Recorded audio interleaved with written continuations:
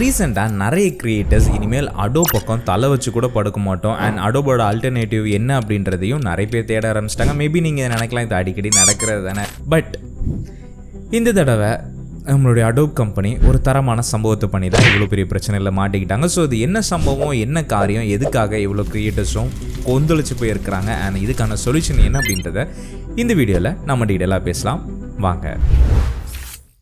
முதல்ல Adobe softwares அப்படின்றது எல்லாருக்குமே கொஞ்சம் பழக்கப்பட்ட சாஃப்ட்வேர் தான். Like graphic designing and like photo editing or video editing, animation or even இப்போ 3Dயில் கூட பார்த்திங்கன்னா அடோப் கொஞ்சம் கொஞ்சமாக கால் பதிக்க ஆரம்பிச்சிட்டாங்க.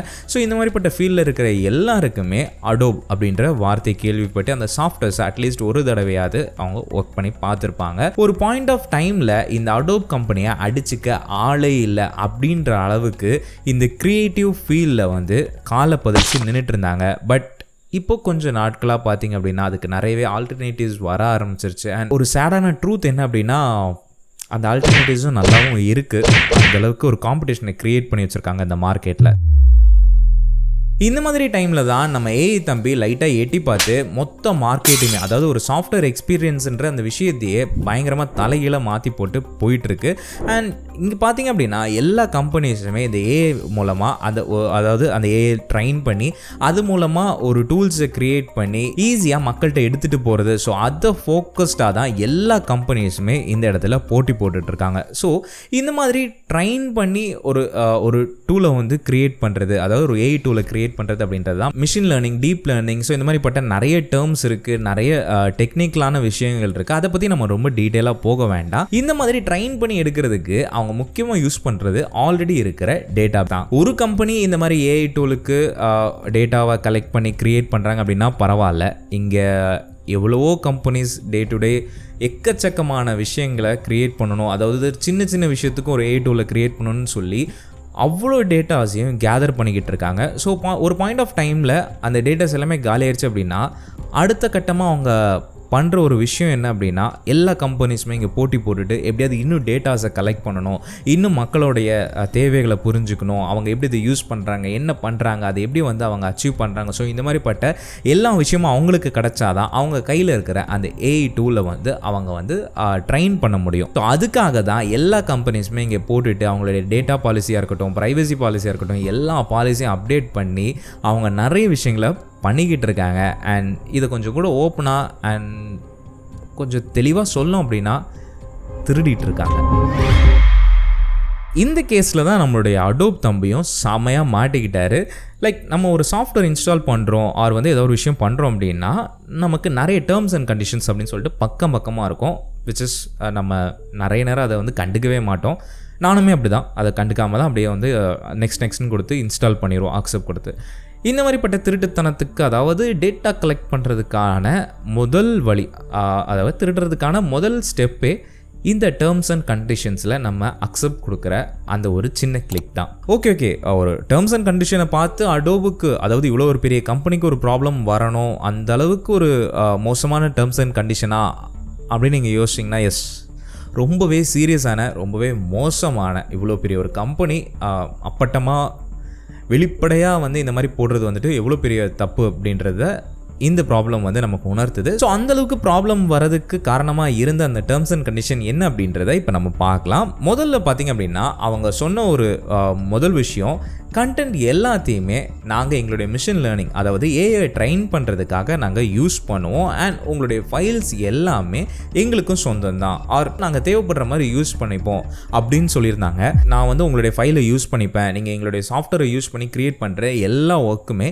அது எங்களுக்கும் சொந்தம் தான், எங்களுடைய மிஷின் லேர்னிங்காக நாங்கள் தாராளமாக அதை யூஸ் பண்ணிப்போம், அதுக்கு நீங்கள் சொந்தம் கொண்டாட முடியாது அப்படின்னு இவ்வளோ பெரிய ஒரு இடத்துல இருக்கிற ஒரு கம்பெனி சொல்லும்போது அது மிகப்பெரிய ஒரு வைரலாகவும் சரி, இல்லைன்னா ஒரு பெரிய டவுன் சைடாகவும் அடோபுக்கு மாற ஆரம்பிச்சிருச்சு. இந்த விஷயம் பூம் ஆன உடனே அடோப் சைட்லேருந்து உடனே அவங்க அதை பூசி முழுவ பார்த்தாங்க. லைக் இல்லை நாங்கள் அந்த மாதிரி சொல்ல வரல, நீங்கள் மிஸ் அண்டர்ஸ்டாண்ட் பண்ணிக்கிட்டீங்க அப்படின்னு சொல்லி அவங்களோட டேர்ம்ஸ் அண்ட் கண்டிஷன்ஸை கொஞ்சம் இங்கிலீஷ் கிராமரை மட்டும் சேஞ்ச் பண்ணி ரிலீஸ் பண்ணியிருக்காங்க. என்னதான் அவங்க பூசி முழுவினாலும், அவங்களுடைய கிராமரை சேஞ்ச் பண்ணாலும், டேர்ம்ஸ் அண்ட் கண்டிஷன் ஏன் சேஞ்ச் பண்ணாலும் அவங்க பண்ண போகிறத பண்ண தான் செய்வாங்க. பிகாஸ் அவங்களுக்கு டேட்டா வேணும். அவங்களுடைய ஏஐ ட்ரெயின் பண்ணி அவங்களுடைய காம்படிட்டர்ஸோட போட்டி போடுறதுக்கு இந்த இடத்துல அவங்களுக்கு தேவைப்படுறது டேட்டா மட்டும்தான். அது நம்ம மூலமாக தான் அவங்களுக்கு கிடைக்கும்.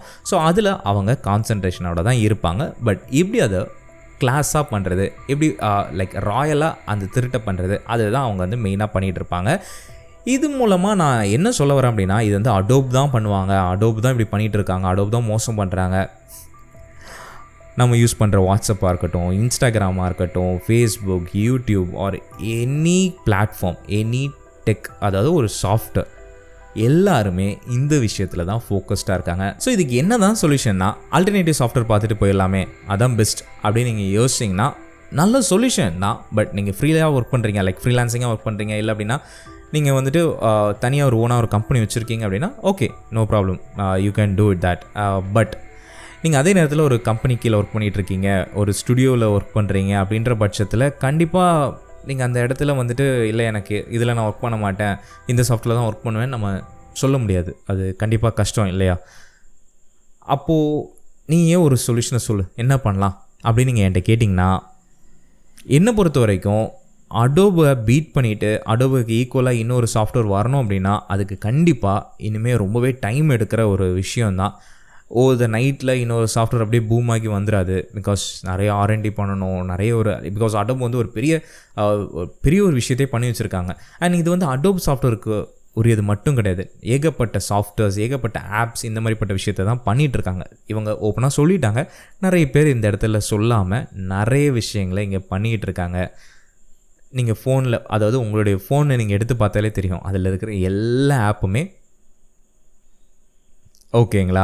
அதனால தான் நான் என்ன சொல்ல வரேன் அப்படின்னா, இது கொஞ்சம் போரிங்கான ஒரு சொல்யூஷன் தான். பட் இப்போதைக்கு நம்மக்கிட்ட வேறு வழி இல்லை, நம்ம கொஞ்சம் சேஃபாக இருக்க வேண்டியது தான். ஃபார் எக்ஸாம்பிள், நீங்கள் ஒரு சாஃப்ட்வேர் இன்ஸ்டால் பண்ணுறீங்கன்னா கொஞ்சம் டைம் எடுத்து அந்த டேர்ம்ஸ் அண்ட் கண்டிஷன் என்ன, அதில் என்னெல்லாம் போட்டிருக்காங்க அப்படின்றத கொஞ்சம் நேரம் படிங்க.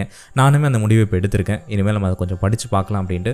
ஒருவேளை உங்களுக்கு ஏதாவது கிளாரிட்டி வேணும், அது உங்களுக்கு புரியல அப்படின்னா நீங்கள் அந்த கம்பெனியை அப்ரோச் பண்ணுங்கள். அவங்க மெயில் ஐடி வச்சுருப்பாங்க, அவர் வந்துட்டு நிறைய விஷயங்கள் இருக்கும், அதை கேளுங்க. இல்லை உங்களுக்கு ஒழுங்காக ரெஸ்பான்ஸ் தர மாட்டேங்கிறாங்க, வேணா வாங்கிக்கோ இல்லைனா போ, அந்த மாதிரி பேசுகிறாங்க அப்படின்னா நீங்கள் தாராளமாக சோஷியல் மீடியா பிளாட்ஃபார்ம்ஸை நீங்கள் வந்து யூஸ் பண்ணிக்கலாம். இப்போ பாருங்கள், இவ்வளோ பெரிய ஒரு பிரச்சனை வந்து அடோப், அதாவது இவ்வளோ பெரிய கம்பெனியை வந்து இறங்கி வந்து அதை பற்றி பேசியிருக்காங்க அப்படின்னா கண்டிப்பாக இதுக்கு காரணம் இந்த சோஷியல் மீடியாஸ் தான்.